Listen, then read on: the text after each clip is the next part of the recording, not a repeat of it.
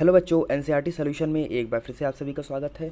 बच्चों, इस वीडियो में हम एनसीईआरटी क्लास 10 साइंस का जो चैप्टर नंबर 10 है, लाइट, रिफ्लेक्शन एंड रिफ्रैक्शन, इस चैप्टर के जो एनसीईआरटी एक्सरसाइज क्वेश्चंस हैं प्लस इंटेक्स क्वेश्चंस हैं उसको डिस्कस करेंगे। पिछले वीडियो में हमने पिछले वाले चैप्टर को ख़त्म किया था। इस वीडियो में हम इंटेक्स फर्स्ट से शुरू करेंगे और आगे उसके डिस्कस करेंगे। तो बच्चों, अगर आपने हमारे चैनल को सब्सक्राइब नहीं किया है तो चैनल को सब्सक्राइब कर लीजिए ताकि आने वाले नए वीडियो को आप मिस ना कर सकें। तो क्वेश्चन नंबर फर्स्ट जो है इंटेक्साइज फर्स्ट का, वो है define the principal focus of a concave mirror. किसी कॉनकेव मिरर का हमें प्रिंसिपल फोकस क्या होता है हमें बताना है कि प्रिंसिपल फोकस किसी कॉनकेव मिरर का क्या होता है। ठीक है, तो प्रिंसिपल फोकस ये होता है कि कोई भी सपोज मैं एक कॉनकेव मिरर बना रहा हूँ, ये कॉनकेव मिरर है, इस साइड पॉलिश्ड है। कॉनकेव मिरर का जो ये प्रिंसिपल एक्सिस होता है, ठीक है, इस प्रिंसिपल एक्सिस के पैरेलल अगर कोई लाइट रे मूव करती है, ठीक है, इसके पैरेलल कोई लाइट रे मूव करती है और फिर इससे रिफ्लेक्ट होके जहाँ से प्रिंसिपल एक्सिस को कट करती है, वो पॉइंट हमारा प्रिंसिपल फोकस होता है। एक बार और सुनिएगा, कोई भी कॉनकेव मिरर के जो ये प्रिंसिपल एक्सिस है, इस प्रिंसिपल एक्सिस के पैरेलल अगर कोई लाइट रे मूव करती है और मूव करने के बाद रिफ्लेक्ट होने के बाद जहाँ से गुजरती है और जहाँ से ये प्रिंसिपल एक्सिस को कट करती है, उस जगह को हम प्रिंसिपल फोकस कहते हैं। ठीक है, आपको अच्छे से समझ में आ गया होगा। Light ray that are parallel to the principal axis of a concave mirror converge at a specific point on its principal axis after reflecting from the mirror. This point is called principal focus of a concave mirror. Okay, the next question, question number 2 is the radius of curvature of a spherical mirror is 20 centimeter. What is its focal length? कोई एक spherical mirror है जिसका radius of curvature हमें दे दिया है 20 centimetre. Radius of curvature क्या होता है? C, that is radius of curvature 20 centimetre. ठीक है, हमें फोकल लेंथ फाइंड करना है। आपको फॉर्मूला याद होगा, radius of curvature C is equals to 2 into F, that 2 into F focal length is equals to radius of curvature. Radius of curvature हमें दे दिया है 20 सेंटीमीटर, तो हम फोकल लेंथ फाइंड कर लेंगे। फोकल लेंथ हमारा आ जाएगा 10 सेंटीमीटर। ठीक है, इस फॉर्मूले पे आप पुट कीजिएगा, आपको आंसर मिल जाएगा कुछ इस तरह से। 10 सेंटीमीटर हमारा फोकल लेंथ आ जाएगा उस स्फेरिकल मिरर का। ठीक है बच्चों, नेक्स्ट क्वेश्चन क्या है? Name the mirror that can be give a erect and in large image of an object. हमें मिरर का नाम बताना है जो मिरर इरेक्ट और इन लार्ज इमेज देता है किसी भी ऑब्जेक्ट का। तो कॉनकेव मिरर जो है हमारा, ये हमेशा एक इरेक्ट इन लार्ज इमेज देता है। कोई भी ऑब्जेक्ट अगर है हमारा, किसी भी ऑब्जेक्ट का इरेक्ट और इन लार्ज इमेज हमें प्रोवाइड करता है। ठीक है, नेक्स्ट क्वेश्चन है question number 4। Why do we prefer a convex mirror as a rear view mirror in vehicles. कभी भी आपने देखा होगा व्हीकल्स में जो साइड मिरर होती है वो हमेशा कॉन्वेक्स मिरर यूज़ किया जाता है वहाँ पे। ऐसा क्यों होता है? वहाँ पे देखना होता है पीछे के ट्रैफिक को। ठीक है, तो पीछे की ट्रैफिक, अच्छा, जो कॉन्वेक्स मिरर होता है, कॉन्वेक्स मिरर एक बहुत ही वाइडर फील्ड हमें व्यू कराता है। मतलब कि छोटे से इमेज में हम काफ़ी वाइड एरिया को उसमें देख सकते हैं। ठीक है, इसीलिए वो साइड में लगाया जाता है कि बाहर पीछे दिखने वाली ज़्यादा से ज़्यादा ट्रैफिक को एक छोटे से कांच में, शीशे में देखा जा सके, आईने में देखा जा सके।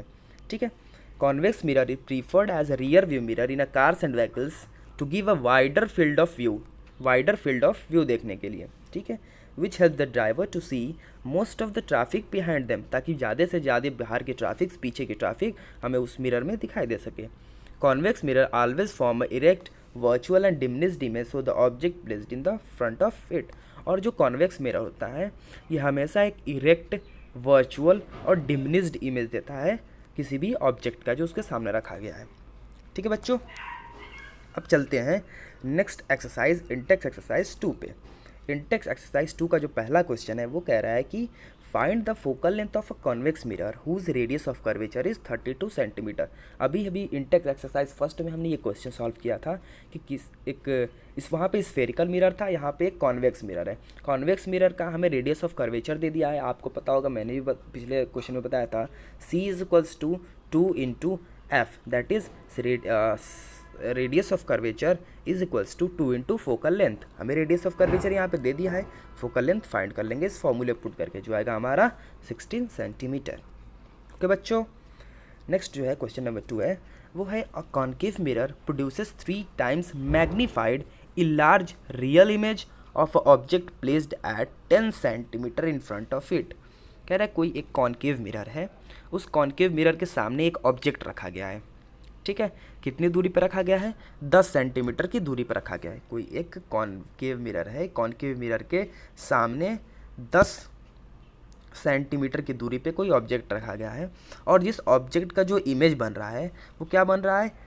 3 टाइम मैग्नीफाइड, यानी कि ये ऑब्जेक्ट के 3 गुना बड़ा इमेज वो हमें बना के दिखा रहा है। मतलब ये कॉन्केव मिरर हमें 3 गुना बड़ा इमेज उस ऑब्जेक्ट का दिखा रहा है, ठीक है। तो हमें क्या फाइंड करना है? Where is the image located, यानी कि इमेज के डिस्टेंस को हमको बताना है कि ऑब्जेक्ट डिस्टेंस तो हमें पता चल गया 10 सेंटीमीटर। अब हमें इमेज की डिस्टेंस को फाइंड करनी है कि इमेज कहाँ पे लोकेटेड होगा, ठीक है। इसके लिए मैग्नीफिकेशन का एक फॉर्मूला होता है। Magnification m is equals to, यहाँ पे दिया हुआ है, height of the image upon height of the object is equals to minus image distance upon object distance. ये हमारा फॉर्मूला होता है। m is equals to h1 upon h0 is equals to minus u upon v। Height of the image upon height of the object, image distance upon object distance, ये सारे इसके हैं, ठीक है। तो हम जैसे ही इस फॉर्मूले में पुट करेंगे, अच्छा फॉर्मूले में पुट करने से पहले सबसे पहले हम लेट करेंगे, क्या मान लेंगे? जो ऑब्जेक्ट है हमारा, ठीक है, उस ऑब्जेक्ट को हम मान लेंगे, उस ऑब्जेक्ट की हाइट को h मान लेते हैं, ठीक है। जो ऑब्जेक्ट की हाइट है उसको h मान लेंगे, तो इमेज की हाइट हमारी 3 गुना ज़्यादा मैग्नीफाइड है, यानी कि 3 गुना है, तो वो कितनी हो जाएगी? 3h हो जाएगी। और यहाँ पे माइनस यूज़ किया जाए, क्यों? क्योंकि इमेज जो है वो रियल इमेज है। रियल इमेज के लिए जो हमारा साइन होता है वो हमेशा माइनस साइन होता है। तो ऑब्जेक्ट की हाइट क्या होगी? h, और इमेज की हाइट होगी -3h। इसको हम इस फॉर्मूले में पुट करेंगे और इससे ये वाला v अपॉन h हम निकालने की कोशिश करेंगे, ठीक है। तो हमने यहाँ पे इस फॉर्मूले में पुट किया और v अपॉन u निकाला, दैट इज़ 3 आंसर आया हमारा, ठीक है। ये तो हमारा v अपॉन u का एक रेशियो आ गया। इसके बाद क्या करेंगे? हमें पता है ऑब्जेक्ट डिस्टेंस u हमने निकाला था, u इक्वल्स टू 10 सेंटीमीटर था हमारा, ऊपर हमने पढ़ा था। ऑब्जेक्ट डिस्टेंस हमारा 10 सेंटीमीटर था, उसको हम इस फॉर्मूले में पुट कर देंगे और उसके बाद जब सॉल्व करेंगे तो हमारा आंसर आएगा 30 सेंटीमीटर, ठीक है। 30 सेंटीमीटर हमारा आंसर आ जाएगा, ठीक है बच्चों। तो इस वीडियो में इतना ही रहने देते हैं। नेक्स्ट वीडियो में हम इंटेक्स एक्सरसाइज 3 से सॉल्व करना शुरू करेंगे। तब तक के लिए थैंक्स फॉर वॉचिंग।